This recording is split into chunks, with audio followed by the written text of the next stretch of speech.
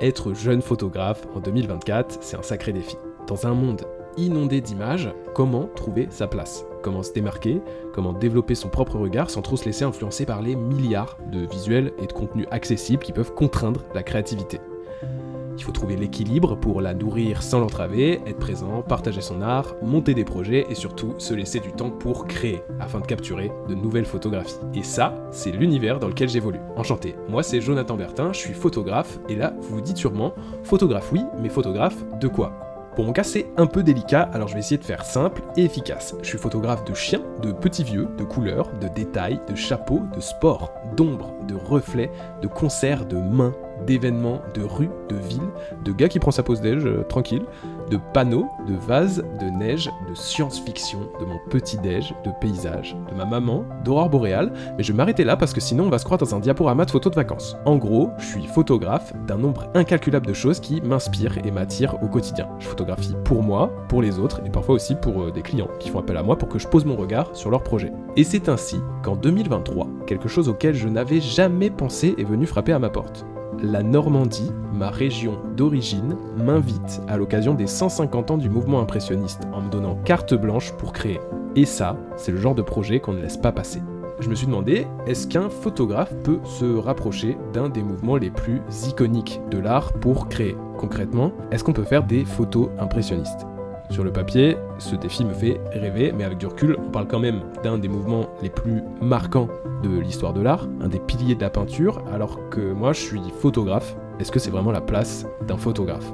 Et puis la Normandie, je la connais par cœur, j'y suis né, je l'ai photographiée, j'ai l'impression d'en avoir fait le tour, mais d'un autre côté, c'est aussi un nouveau challenge qui m'est confié et je me vois pas le refuser. Quelques semaines plus tard, me voilà en route, direction le terrain de jeu favori des impressionnistes, la Normandie, et c'est ici que commence notre aventure.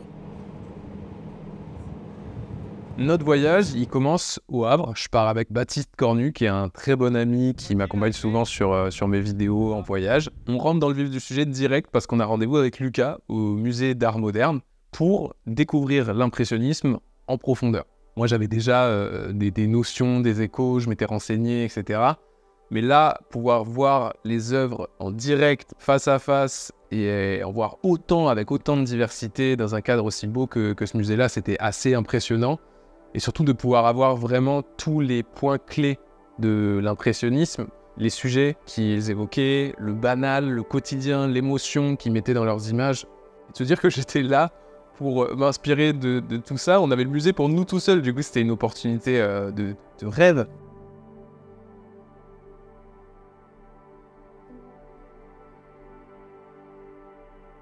L'impressionnisme, c'est arrivé grâce à des innovations technologiques en quelque sorte, puisque les chevalets transportables, les tubes de peinture et aussi le chemin de fer, c'est plein de choses qui sont arrivées à peu près en même temps et qui leur ont permis un peu de sortir de leur atelier, d'aller peindre sur le terrain. La deuxième chose qui m'a beaucoup marqué, c'est le rapport aux choses qu'ils peignent. Il y a quand même une notion de quotidien, de banalité, de choses assez simples, et ça j'avoue que c'est un aspect que je retrouve dans mon parcours par rapport à la street photographie. Une troisième chose, c'est leur rapport à la lumière, au mouvement de lumière, à comment les choses interagissent avec les rayons lumineux, et ça moi j'avoue que c'est quelque chose qui avec le temps prend de plus en plus de place et d'espace. Et enfin il y a un dernier truc qui m'a vraiment choqué, que m'a dit Lucas, c'est que il ne faut pas oublier quelque chose, c'est que les évolutions techniques du 19e siècle ont vu apparaître notamment l'appareil photo qui va donc avoir la capacité de reproduire exactement tel ou tel paysage ou tel sujet.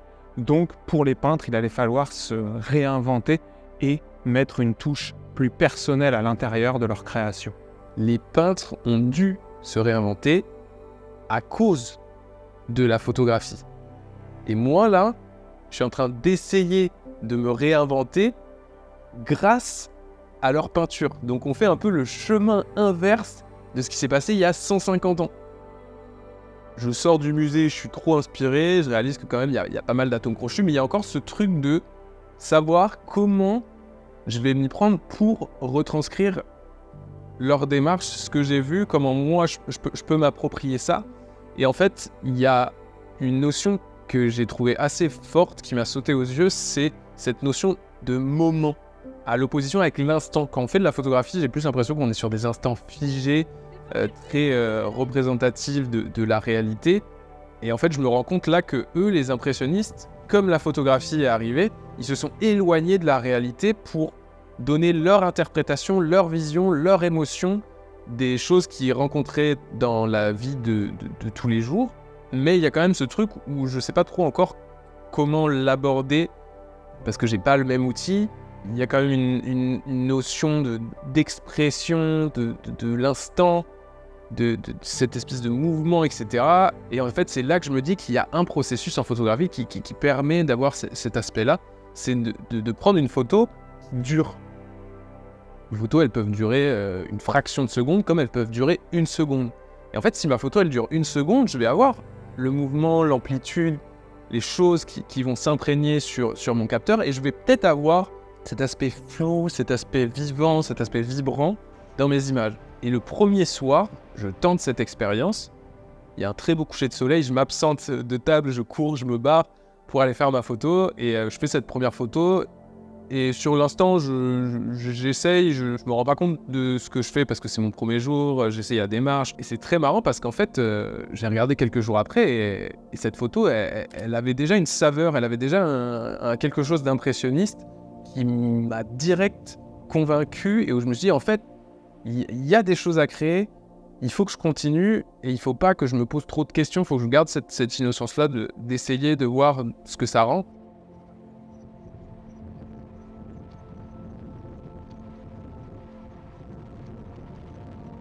Et donc on attaque la deuxième journée de ce voyage. Là on part sur la côte d'Albat qui est magnifique, c'est toutes les falaises, ces espèces de roches blanches que vous avez l'habitude de voir. C'est vraiment des trop beaux paysages. Donc moi encore une fois, je les ai côtoyés, photographiés en long, en large et en travers. Donc ça prend pas tout de suite. Le deuxième jour il est plus dur. On fait pas mal d'images du côté de Trouville, de Deauville, d'Honfleur, etc. J'essaye, je creuse, mais je sens qu'il manque quelque chose, que j'ai eu peut-être la chance du débutant sur la première photo, mais qu'il faut que je continue à creuser tout ça. Et ça tombe à pic parce que la Normandie m'a prévu un atelier peinture le lendemain, avec une peintre qui s'appelle Sophie. Donc bonjour à tous, déjà, on va commencer comme ça. Donc là, avant de s'installer, en fait, il faut savoir par rapport à votre chevalet et où vous allez le poser, quel paysage vous allez prendre. Ça va aller, vous inquiétez pas. Vous n'avez jamais peint? Jamais. Bon, peut-être si, quand j'étais en maternelle, je pense. Je pense que je vais essayer de garder l'espèce de roche grise, un petit peu de roche noire là pour rajouter du contraste, le bleu du fond et la falaise avec le vert en haut et essayer d'avoir les petites nuances un peu orangées.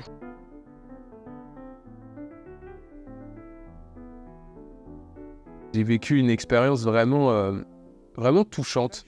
Ça m'a permis de comprendre un peu le mouvement, la texture, le rapport que peut avoir un peintre avec ce qu'il voit et comment il l'interprète de façon plus éloignée, plus forte que moi ce que je peux avoir avec la photo.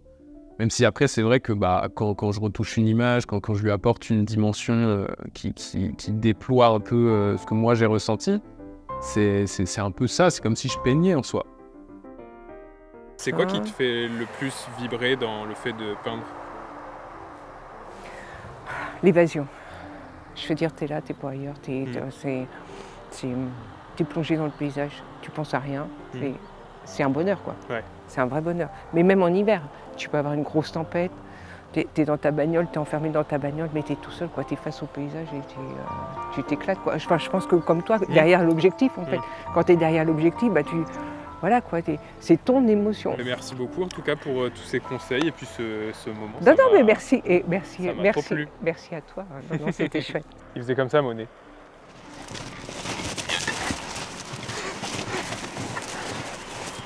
T'es marre?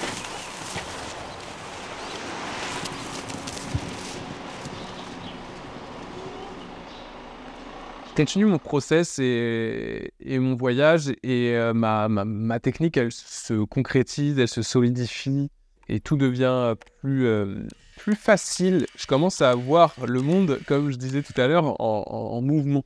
Et je commence à m'imprégner de cette démarche impressionniste. Et c'est trop marrant parce que dans ce spot où j'ai peint, j'ai aussi réalisé une photo. Et la photo et la peinture, elles ont littéralement rien à voir, mais dans chacune des deux, je trouve qu'il y a quelque chose qui fait écho et qui les réunit. Et à partir de cet atelier, ça commence à devenir plus fluide, plus simple, plus sincère. Je commence vraiment à me sentir connecté un peu à cette démarche, alors que c'est fou parce que je partais, je savais pas du tout comment, pourquoi, quand.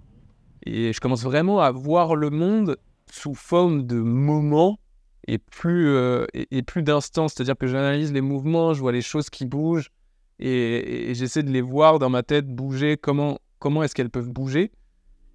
Et ça marche en fait, de se mettre dans ce mood. Tout de suite, ça m'a un peu détendu et j'ai pu aborder plein d'autres sujets. On est allé dans d'autres endroits qui étaient vraiment trop beaux, trop touchants. Je pense au moulin de Connelle, c'est hors du temps, quoi. Et ça fait du bien aussi d'être dans cette région et de se retrouver immergé, que ce soit dans les techniques en faisant de la peinture comme à l'ancienne, de se retrouver dans des endroits comme ça qui n'ont pas bougé.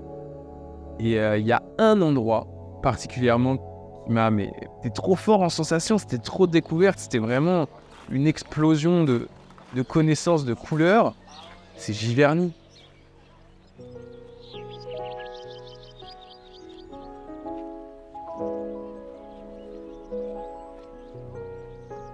Les jardins de Giverny, la maison de Claude Monet, là t'es vraiment dans le temple de l'impressionnisme. Et en fait tu comprends, tu ressens, tu vois ces couleurs, tu vois ces fleurs, tu vois ces jardins, tu vois comment le vent façonne tout ça, les nénuphars, les nymphéas, le sol pleureur, tout en fait, tout cet univers, c'est dingue et c'est vraiment une claque pour moi à ce moment-là. Et me dire que Claude Monet a imaginé ce jardin pour être un terrain de création, je trouve ça lunaire, je trouve ça visionnaire, et ça me fascine. Et tu ressens quand tu es dans ces allées-là, il y a une espèce d'énergie, tout est beau, et même si, ok, il y a des touristes, il y a des gens, etc., j'étais tellement focus, il y avait trop de choses à photographier, trop de détails, et c'est fou parce que c'est le dernier spot de notre voyage. On s'est regardé avec Baptiste et à partir du moment où on avait passé quelques minutes, on comprend qu'on était comme des fous, quoi. À tel point qu'on a décidé de revenir le lendemain à la première heure pour avoir un peu le lever de soleil, avoir des lumières différentes. Et en fait, c'est là que tu comprends. C'est pas du tout visuellement la même chose. Et je comprends que Monet, ils se sont inspirés de ça et qu'à n'importe quelle heure de la journée, ça change et les couleurs changent, les lumières changent. Et on revient à ce truc d'impressionnisme et d'étude de la lumière et comment elle interagit avec les choses. Et lui, c'est littéralement fait un énorme délire kiff dans cet endroit. Comme toujours, Jonathan, quand il se lance dans un projet, il y va à fond. Et donc, dès les premiers jours de ce voyage, il testait plein de techniques différentes pour essayer de retranscrire le mouvement de l'impressionnisme dans ses photos. Donc ouais, c'est une idée qui ne le quittait pas et il ne faisait pas une seule photo sans travailler ce mouvement. Franchement, j'ai rarement eu autant d'émotions dans un endroit. Pourtant, j'ai beaucoup voyagé et on en a vu des choses avec Baptiste. Mais là, on était un peu choqués de cet endroit.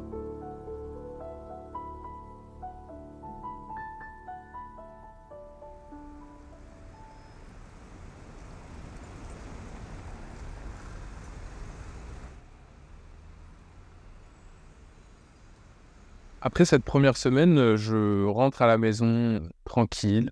Je prends souvent des temps un peu de digestion des images, de ce que j'ai créé après des processus intenses comme ça.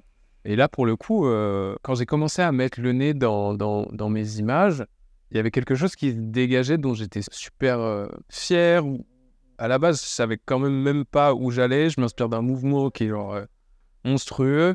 Donc il y a beaucoup de pression et d'attente, même si j'étais un peu dans l'innocence de tout ça. Et quand je commence à voir le résultat final, je me dis, franchement, il y a de la matière. Je trouve qu'on ressent la connexion, le rapport à la peinture, et en même temps, ça me ressemble. Il y a des instants de vie qui font écho à certaines de mes images anciennes, et en même temps, il y a cette espèce de touche de peinture et de mouvement qui fait que, je sais pas, c'est vraiment un mélange des deux univers, et c'est exactement ce que je cherchais, alors que je savais pas trop comment j'allais le faire.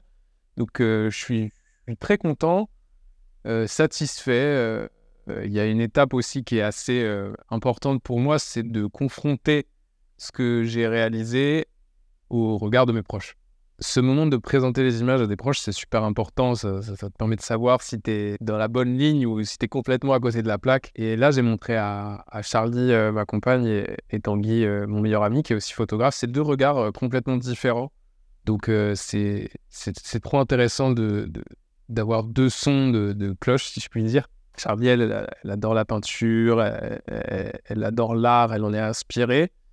Elle va avoir un regard peut-être moins affûté sur la photographie, contrairement à Tanguy qui, lui, évolue dans cet univers-là et qui est très, très exigeant dans son travail, dans ce qu'il regarde et qui sait aussi être sincère. C'est pour ça que je les aime bien tous les deux, c'est qu'ils vont me dire en totale transparence ce qu'ils ont pensé et comment ils ont ressenti les images. Et franchement, quand ils valident comme ça, ça me donne un coup de boost, même si, bon, là, mon projet, il était terminé, il restait encore cette étape fatidique de transmettre ça aux gens qui m'ont demandé de travailler sur le sujet, à savoir la Normandie. Et je suis trop content parce que ça leur a plu, j'ai l'impression. En travaillant avec Jonathan, évidemment, on s'attendait à avoir des photos de qualité, des photos inspirantes, mais il est allé vraiment bien au-delà de ce qu'on pensait obtenir. Il a réussi vraiment à répondre à la demande en ce sens qu'il a créé une filiation avec les artistes impressionnistes, puisqu'en fait, il a repris tous les sujets qui inspiraient les peintres. Voilà, l'émotion née de la contemplation d'un paysage, les photographies d'un instant de la vie quotidienne, que ce soit dans les bars, dans les champs de course, sur les plages ou dans les marchés. Jonathan s'est vraiment pleinement engagé avec beaucoup de sincérité dans ce travail. On sent qu'il s'est vraiment plongé dans le mouvement artistique, dans ses valeurs, dans ce que ça signifie. Ça lui a permis de déclencher quelque chose dans son travail, dans son regard, dans le regard qu'il porte sur son environnement. Et on a senti qu'il y avait là une nouvelle voie créatrice qui s'ouvrait pour lui. En fait, il a réussi à transformer une commande classique de création de contenu qu'on lui avait passée à l'occasion des 150 ans du mouvement impressionniste pour livrer un véritable projet artistique avec une démarche esthétique et des photos particulièrement sensibles et inspirantes.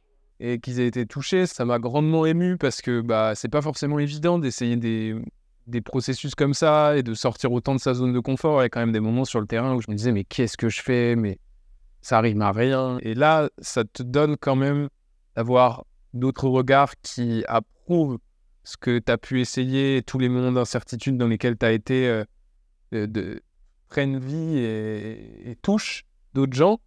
Ça, c'est un des plus beaux cadeaux de se dire que ça fonctionne en fait. Et c'est à partir de ce moment-là que c'est un peu parti en cacahuète. Je me disais trop bien, ma commande, elle est réussie, ça plaît, ça marche bien. Dans ma tête, j'avais tourné la page, mais pas du tout, du tout. Je suis allé à Florence, j'ai fait de l'impressionnisme. Je suis allé à Séoul, j'ai fait de l'impressionnisme. Chez moi, dans mon quotidien, impressionnisme. Mon chien, impressionnisme. Mon chat aussi, d'ailleurs. Et en fait, j'avais pas réalisé, mais tout l'été, là, quand même 5 mois de ma vie, je l'ai consacré, je l'ai dédié à une photographie impressionniste. Et en fait, c'est resté, c'est tellement rentré dans mon processus créatif et artistique que j'ai pas réussi à le mettre de côté. Et en fait, c'est là, quand je rentre de cet été et que je me dis, mais j'en fais partout, à toutes les sauces, il y a quand même un truc qui est là et qui germe dans ma tête et que je peux pas passer à côté, en fait. Donc, en fait, il faut que je retourne confronter mon regard à ce que j'ai vécu pendant ce premier voyage, mais cette fois avec peut-être un peu plus d'assurance et en allant chercher des sujets un peu plus variés.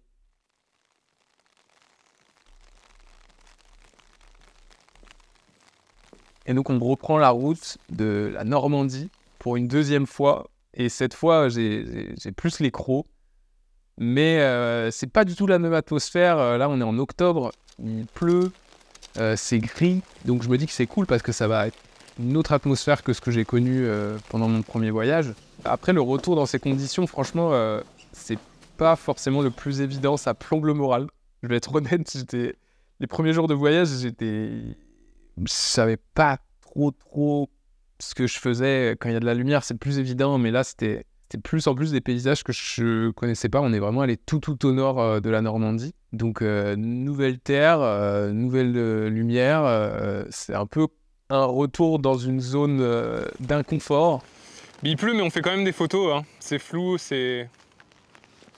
Il n'y a pas de mauvais moments, il n'y a pas de bons moments pour faire des photos. Tous les moments sont des moments à photo.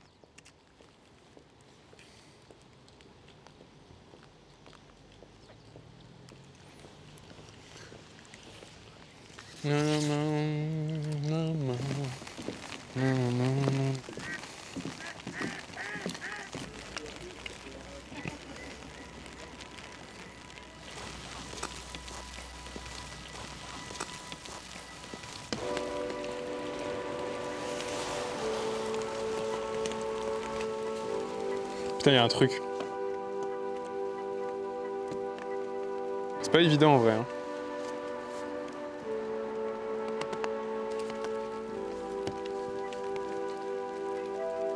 J'aime bien, j'ai réussi à faire une espèce de vague, mais en fait, je sais pas si c'est impressionniste. Après, c'est difficile parce que je sais pas si l'impressionnisme, c'est pas juste le flou, c'est vraiment avoir un mouvement, avoir une texture. Du coup, des fois, tu te dis, ah, j'ai fait un truc flou, trop bien, c'est beau. Mais en fait, non, tu peux pas tout mettre dans cette case, quoi. Faut vraiment qu'il y ait cette notion d'instantanéité, de mouvement, de figer l'instant, en fait. Donc, c'est pas toujours évident.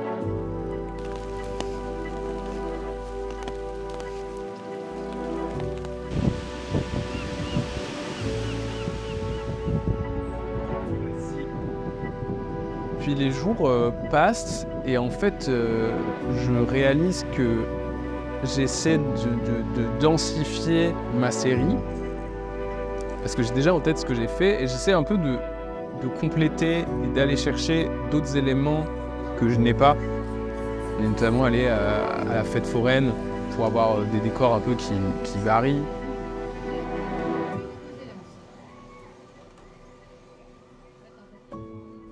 Et je sais pas, en fait, je prends tellement le truc à cœur et ça m'obsède tellement à un point que le soir, ça c'est un truc que je ne fais jamais, le soir je rentre de ma journée de voyage, je check ce que j'ai fait dans la journée pour savoir où je vais, ce que je fais, comment, pourquoi, et avoir en tête vraiment la globalité des images réalisées constamment.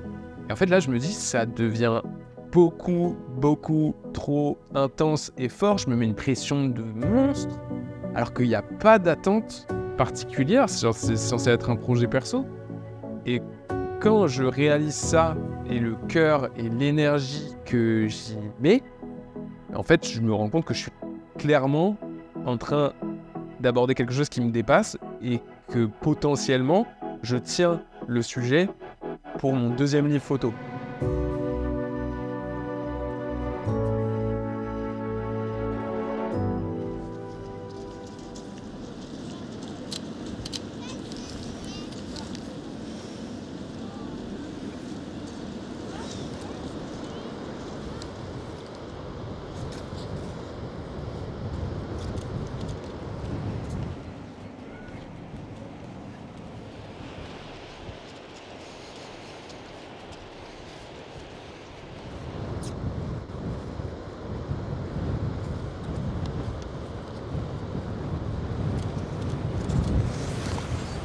Ça me saoule, j'arrive pas, c'est dur de...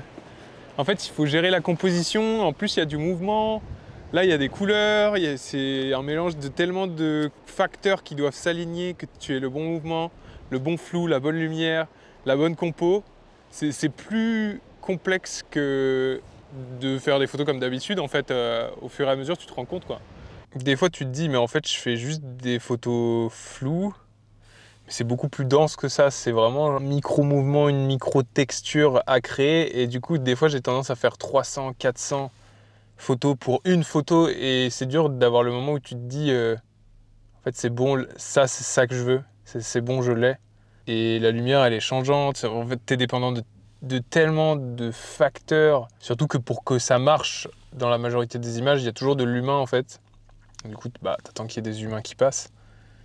Et ça peut manger sur la patience. Jonathan, c'est quelqu'un d'ultra perfectionniste, mais à des échelles qui sont parfois inquiétantes.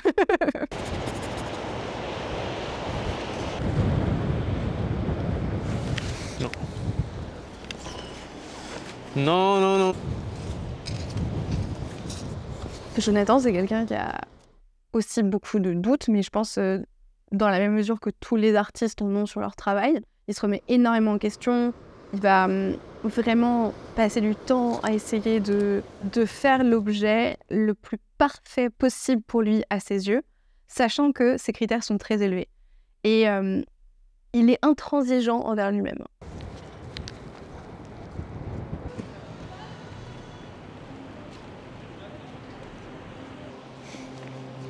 À partir du moment où je commence à avoir en tête ce projet de me dire que potentiellement c'est un livre, ça change totalement ma démarche. Je vais être là à essayer d'aller cocher des cases que j'ai pas encore cochées par rapport à ma série. Vraiment, j'explore dans mes travaux de série. J'aime bien avoir des échelles en fait, qu'on aille de la chose la plus petite, le détail, à un paysage beaucoup plus vaste. Et j'aime bien faire respirer comme ça. Et en fait là, je vois déjà défiler dans ma tête le séquençage, l'ordre des images. Je deviens plus exigeant, je me mets plus de pression, je suis moins gentil avec moi-même. Je me rappelle, il y a des moments, Elio qui était avec moi pendant le voyage et qui cadrait, je me rappelle lui avoir dit j'y arrive pas, ça va pas marcher. Et ça peut limite être un peu toxique.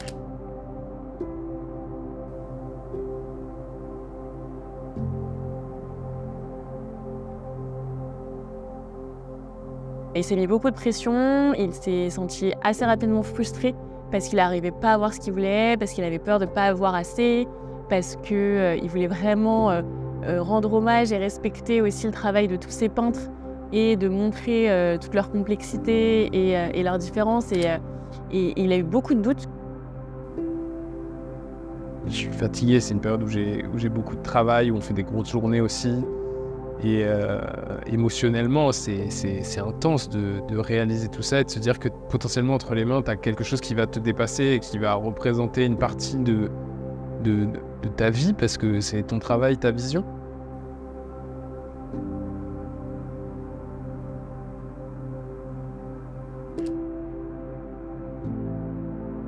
Joe, il m'a annoncé qu'il voulait travailler sur un second livre. Il n'y a pas si longtemps que ça. C'est quand il est rentré de toutes ces pérégrinations photographiques entre la Normandie où vous êtes partis ensemble, Séoul, l'Italie, enfin la Sicile.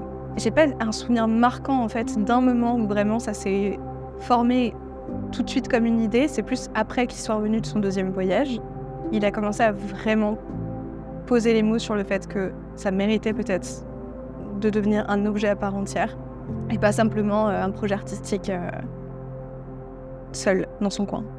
Je pense qu'il tient une belle chose et surtout sa vision photographique qu'il a mis dans ces photos-là. Je trouve qu'il y a à la fois ce côté-là impressionniste qui est très, qu'on ressent beaucoup et on a encore ce côté aussi très Jonathan avec ses chromis qui sont un peu particulières. Donc je pense que c'est un bon projet. Enfin, en tout cas, je le pousse à aller jusqu'au bout. Il y a un truc qui m'a toujours impressionné chez Jonathan et c'est une des raisons d'ailleurs pour laquelle je l'aime très très fort et je trouve que c'est un partenaire merveilleux, c'est qu'il a cette capacité à être passionné avec une telle intensité par son travail, par sa photo, par son art, que moi par exemple j'ai pas. C'est vrai que je vais me disperser, je fais plein de choses, je fais de la vidéo, je fais de la peinture, etc. Mais j'ai pas cet élément de fixation comme lui il peut l'avoir.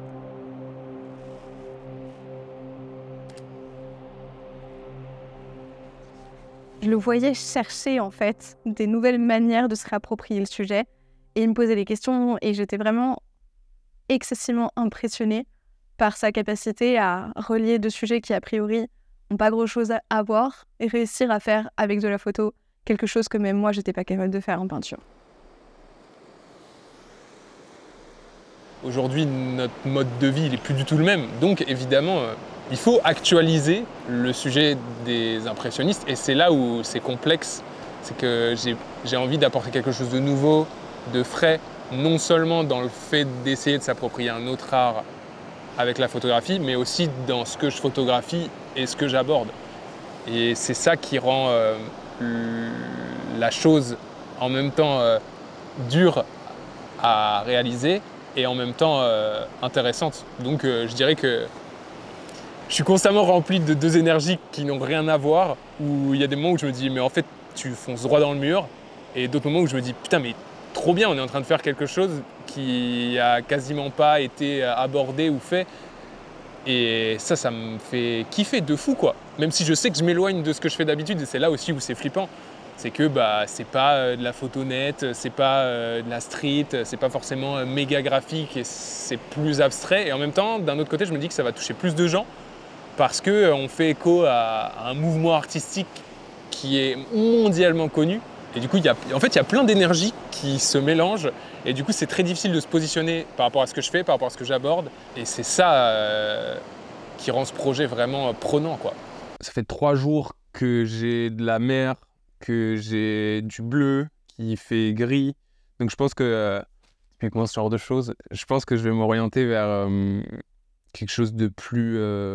peut-être aller chercher des intérieurs ou des choses un peu moins communes, un peu essayer de casser ce bleu et cette grisaille normande, même si c'est important qu'il y en ait, parce que vas-y, la Normandie, c'est pas que du grand soleil et plein de couleurs tout le temps. Mais j'aimerais bien aller chercher autre chose, un peu plus de vie. Je pense que je vais plus aller dans les terres, peut-être plus d'intérieur, plus de détails, parce que là, il y a eu beaucoup de grands espaces. On l'a écourté ce voyage parce que je me disais que je nageais dans le vide, quoi. Il y avait rien qui marchait dans ma tête, et ça avançait pas, et je me mettais de la pression sur le truc de ce projet, d'en faire quelque chose de plus conséquent.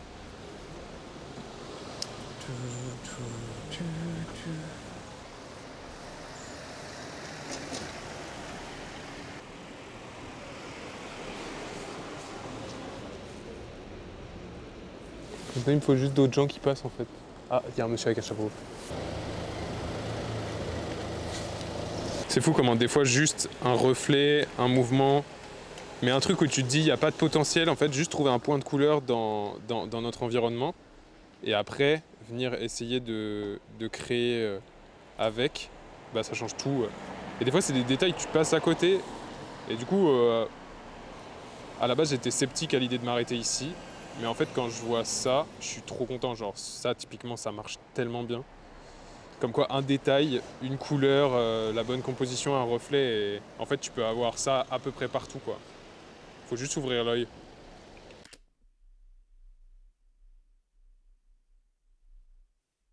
Et au final, en rentrant de ce deuxième voyage, je commence à regarder les images et je me dis, mais en fait, je crois que c'était exactement ce que j'attendais de ce deuxième voyage en termes de création. J'ai eu des nouvelles choses, des nouveaux sujets, de la densité, de la matière, des détails, d'autres couleurs que je n'avais pas avant, d'autres sujets que je n'avais pas avant. Et en fait, on vient complexifier et densifier tout le récit de ce projet, et on lui apporte une nouvelle note, des nouvelles notes même. Et en fait, c'est là que je me dis, mais en fait, c'est bon, on va aller vers ce projet de livre. Et là arrive une étape cruciale où on commence à réfléchir à l'édition.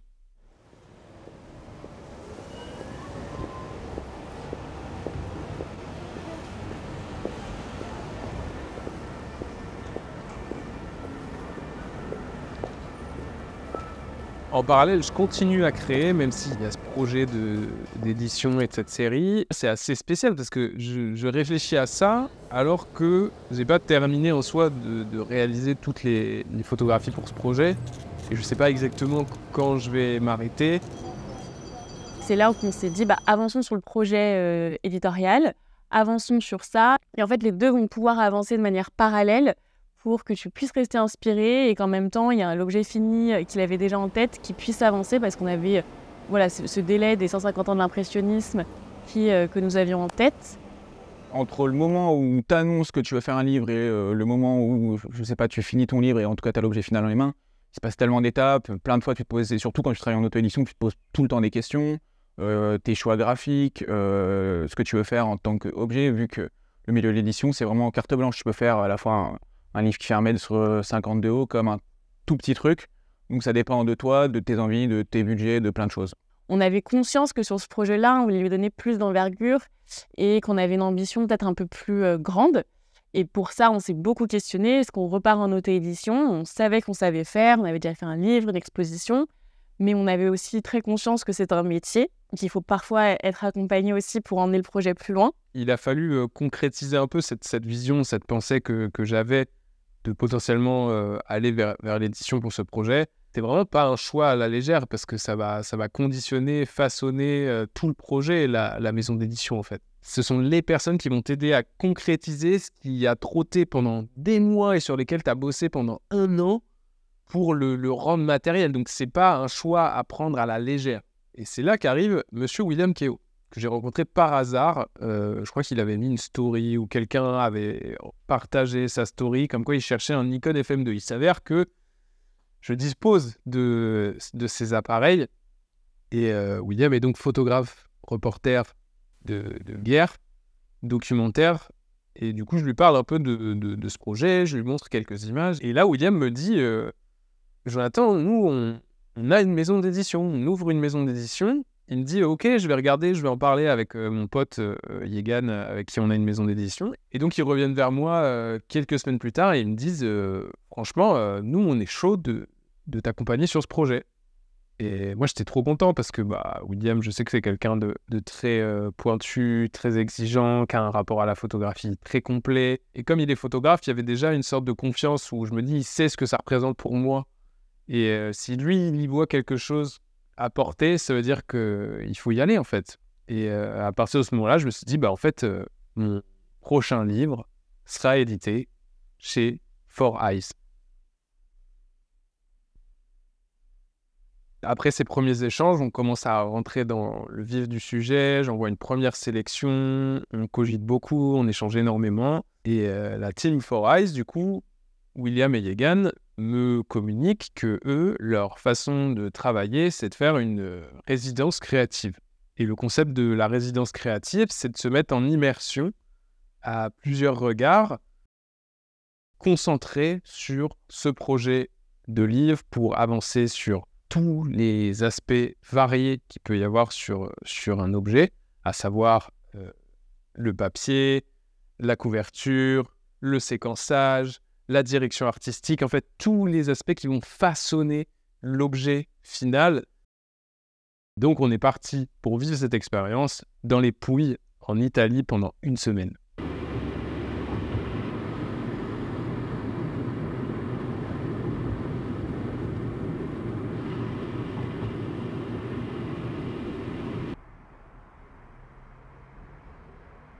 Je pense que je vais le réécrire demain matin avant qu'on attaque et je vous enverrai ce truc là, comme ça on a tous un peu les trucs à faire pendant la résidence, on pourra faire des petits points.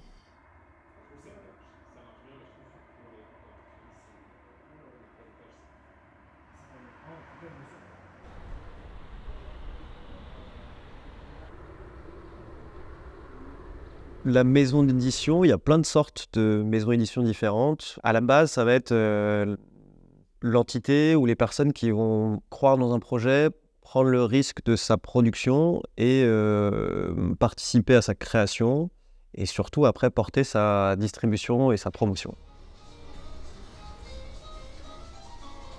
Autant tu vois là, oui, là ça s'y prête et c'est cool de les avoir ramenés justement parce qu'on se rend compte pourquoi ça marche bien sur ces formats-là. C'est parce que le point de vue il est tout le temps pareil.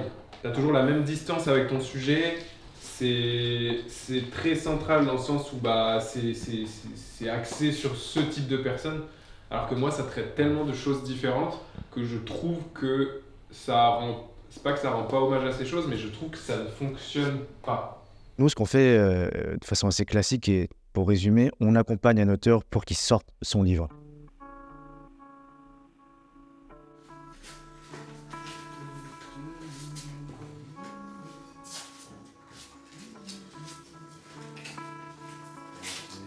On a beaucoup bossé dans l'édition, on a vu énormément d'auteurs passer entre nos mains, des plus petits comme des plus grands.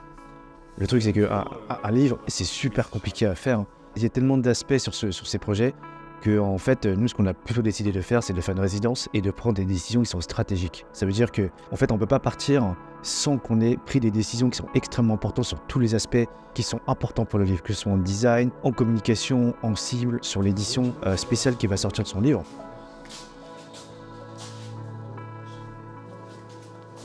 Le travail sur le livre, il a commencé bien avant la résidence. Il y a eu des échanges, il y a eu beaucoup d'interactions sur avoir déjà des idées de ce à quoi allait ressembler le livre.